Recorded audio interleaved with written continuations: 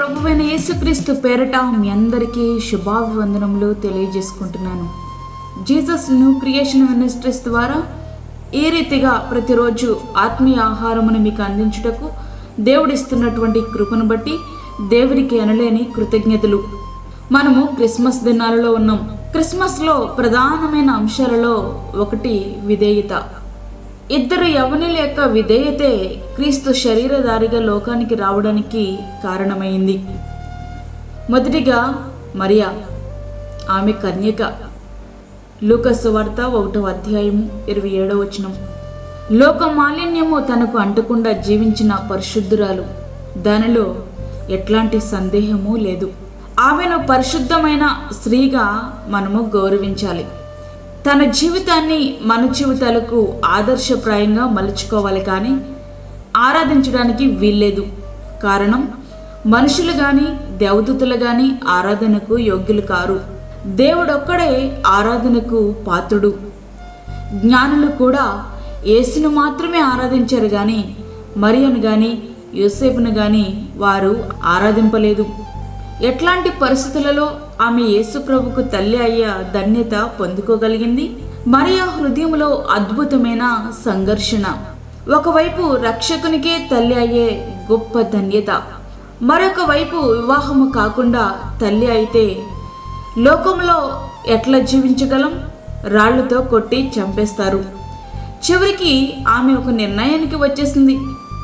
నిందలు, అవమానం భరించడానికి సిద్ధపడింది. దేవుడు పంపిన దూత చెప్పిన వర్తమానమునకు ఆమె విధేయురాలయ్యింది. తాను అనుకున్నట్లే జరిగింది. లోకం సూటిపోటి మాటలతో ఆమెను హేళన చేయడం ప్రారంభించింది.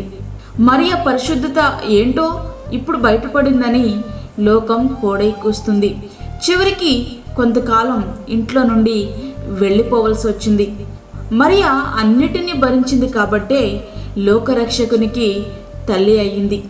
రెండవదిగా యోసేపు గారు. అతడు నీతిమంతుడు అని బైబిల్లో స్పష్టంగా వ్రాయబడి ఉంది. మత్తయి సువార్త 1వ అధ్యాయము 19వ వచనం. పరిశుద్ధ గ్రంథంలో వ్రాయబడిన నీతిమంతులలో యోసేపు ఒకడు. నీతి అంటే ఆయనను నమ్మడమే నీతి. నీతిమంతుడు అంటే ఆయనను నమ్మినవాడు.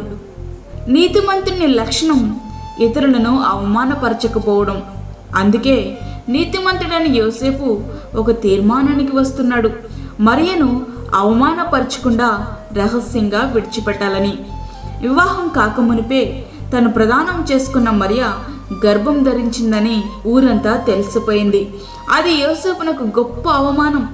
కానీ ఆ అవమానాన్ని తానే భరించడానికి నిర్ణయించుకున్నాడు, కానీ ఇతరులను అవమానపరచడానికి ఇష్టపడినవాడు కాదు యోసేపు గారు. యోసేపు గారు మనకి దేవునికి విధేయత చూపించిన వాడుగా మనకి కనబడుతున్నారు. దూత వర్తమానం తీసుకుని వచ్చాడు. ఏమని అంటే, మరియా పరిశుద్ధాత్మ వలన గర్భం ధరించింది, ఆమెను చేర్చుకోవడానికి వెనుకాడవద్దని.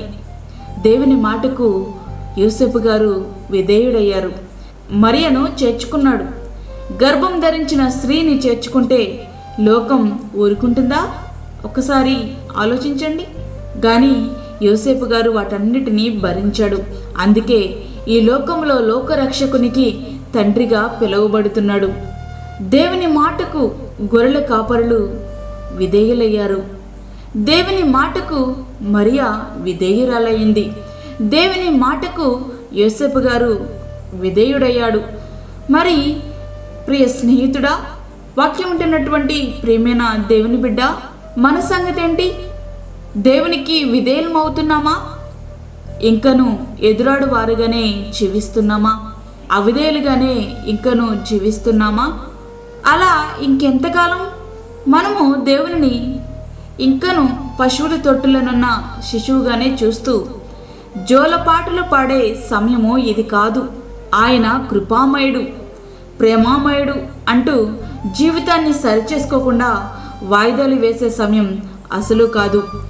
ఆయన గొర్రెపిల్లలా చూస్తూ గుర్రు పెట్టే నిద్రపోయే సమయము ఇది కాదు.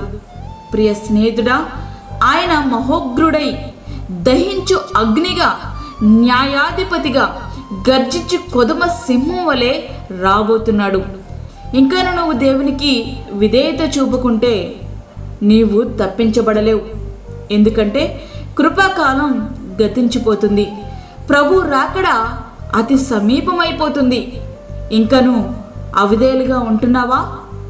ఒక్కసారి నిన్ను నీవు పరీక్షించుకో. ఇకనైనా విధేయులమవుదాం, దేవుని వాక్యాన్ని స్వతంత్రించుకుందాం, దేవునికి విధేయత చూపిద్దాం. అట్టి కృప ధన్యత ప్రభు మనకు అనుగ్రహించునుగాక. ఆమేన్. వాక్యం విన్న ప్రియమైన దేవుని బిడ్డలారా, ప్రార్థనలో ఏకీభవించండి. పరిశుద్ధమైన తండ్రి, ప్రేమగల యేసు ప్రభువా, శ్రేష్టమైన మరి ఒక దినం మా జీవితంలో మీరు అనుగ్రహించారు, నీకు వందనాలు. ఈ దినమంతా మాకు తోడుగా ఉండండి. ప్రతి విధమైన శోధన, కీడు, ప్రమాదం నుంచి మమ్మల్ని తప్పించండి తండ్రి. బలహీనులను, రోగులను మీరు జ్ఞాపకం చేసుకునండి ప్రభువా. చంటి బిడ్డలను, వృద్ధులను, గర్భిణీ స్త్రీలను మీరు జ్ఞాపకం చేసుకునండి.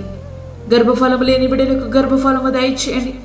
అప్పుల బాధలతో ఇబ్బంది పడిచిన ఈ బిడ్డలకు కావలసిన పరలోక సహాయాన్ని వారికి అనుగ్రహించండి.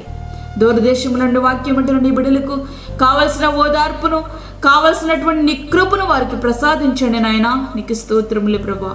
ఇది నీ కాపుదల మాకు అనుగ్రహించి నీ సన్నిధిని మీరు మాతో ఉంచి, మాకు కాదు యెహోవా, మాకు కాదు, సమస్తమై మా ప్రభావం మీకే ఆరోపించుకుంటూ యేసు పరిశుద్ధ నామం అడిగి వేడుకుంటున్నాము తండ్రి. ఆమేన్. ఈ యొక్క వర్తమానములు మీ బంధువులకు, మీ స్నేహితులకు షేర్ చేయండి. దేవుని సేవలో మీరు కూడా పాలిభాగస్తులు కండి. అదేవిధంగా మీ ప్రార్థన అవసరతలు మాకు తెలియచేయండి. మా ఫోన్ నంబర్ 9177377559. దేవుడి మిమ్మను, మీ కుటుంబమును దీవించునుగాక. ఆమేన్.